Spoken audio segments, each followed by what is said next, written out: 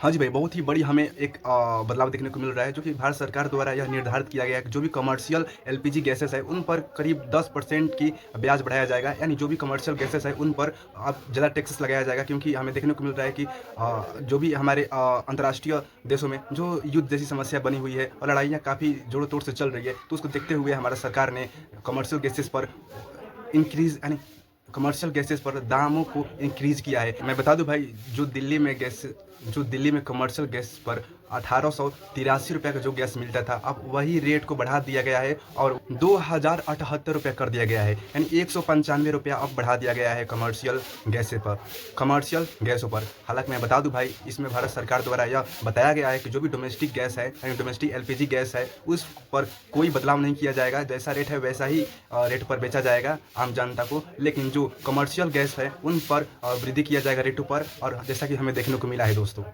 और मैं बता दूं आप लोगों को, एटीएफ यानी एविएशन टरबाइन फ्यूल पर भी सरकार द्वारा बढ़ोतरी की गई है तेलों पर। मैं बता दूं भाई कि आपको पता होगा कि जो भी हमारे प्लेन होती थी, जो घरेलू प्लेन होती थी, जेटर प्लेन होता था, तो वहाँ पर पहले सीमित मात्रा में टैक्सेस लगता था फ्यूल पर, लेकिन अब उसको बढ़ा दिया गया है, क्योंकि आपको पता है कि विदेश में लड़ाई होने के कारण जो अमेरिका और इजराइल मिलकर ईरान पर हमला कर रहे हैं, और ईरान जो अपने अगल बगल के देशों को, कतर हो गया, बहरीन हो गया, तो उन सब इलाकों पर वो हमला कर रहा है, जहाँ से व्यापक मात्रा में तेल हमारे देश में आता है। तो भाई ऐसे क्राइसिस जब हुआ है ना, तो तेल में बहुत ही कम निर्यात हो रही है। इसी की वजह से सरकार ने इतना टैक्स लगा रहा है। और मैं बता दूं भाई, यदि आपको डाटा के संक्षेप में, तो मैं बता दूं आपको, जो हमारे घरेलू विमान होती है, यानी जो भारत में हमारे जैसे दिल्ली से पंजाब या पंजाब से अलग अलग राज्यों में जब हम ट्रेवल करते हैं विमान से, तो उस पर करीब 8.6% दर की वृद्धि की गई है। यानी 8.6% बढ़ा दिया गया है टिकटों के दाम। और जो हम विदेश यात्रा करते थे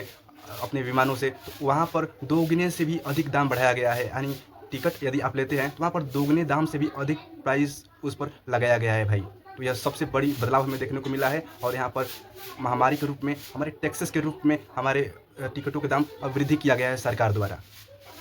और आपको पता है कि जो क्राइसिस जो हुआ है, उसकी वजह से भाई अपने देश में भी बहुत सारी कठिनाइयों का सामना करना पड़ रहा है। और हमें पता है कि हमारे देश में जैसे जैसे गैस की निर्यात कम हो रही है और तेलों की निर्यात कम हो रही है, तो ऐसे ऐसे और भी विकराल रूप धरते जा रहा है। और इस क्राइसिस से भाई हमारे देश पर भी बहुत बड़ी प्रभाव पड़ रहा है, जो कि तेलों की कीमतें और गैसों की कीमतें लगातार बढ़ती जा रही है, और अपने देश की जीडीपी भी धीरे धीरे गिर रही है। मैं बता दूं भाई कि सरकार द्वारा एक आंकड़ा जारी किया गया है, यानी उसको समझा गया है और देखा गया है कि जो हमारा मई का महीना है, यानी मई के महीने तक हमारा घाटा हो सकता है, यानी हमारे देश का राजस्व घाटा कितना हो सकता है एलपीजी और तेल की आपूर्ति ना होने के कारण। उसमें देखा गया है कि 40,884 करोड़ की हमारे देश को घाटा हो सकता है। यानी हमारे जो भी पैसा है, वो 40,884 करोड़ हमारा इसमें नुकसान हो सकता है। तो भाई ये बहुत ही बड़ी आंकड़ा है, जो कि हमें पता है कि तेल और गैस हम दूसरे देशों पर ही डिपेंडेंट होते हैं, तभी हमारे देश में राज्य व्यवस्था और वहाँ पर जो तेल और गैसों की कीमतें की जो भी टैक्सेस होते हैं, वो हमारे सरकार के पास जाती है। तो भाई ये बहुत बड़ी आंकड़ा है, 40,484 करोड़ एक बहुत ही बड़ी आंकड़ा होता है। तो इतनी हमारे घाटा